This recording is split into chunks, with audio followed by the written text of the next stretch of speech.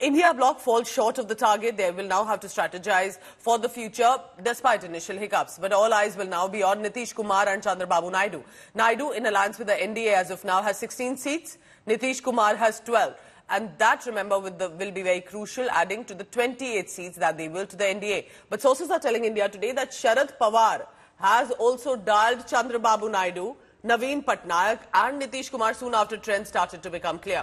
Nitish and Naidu will be in Delhi today. India bloc and NDA will also be in a huddle in the evening. BJP, in many ways, will depend on how the allies react and eventually who could be the kingmaker here for the government formation. जिस दिन हमारा गठबंधन हुआ India, उसी वक्त हम सारे लोगों ने तय किया था कि किसी व्यक्ति को लेकर नहीं, लेकिन ये जो तानाशाही है देश में, उसको खत्म करना चाहिए, देश का संविधान बचाना चाहिए।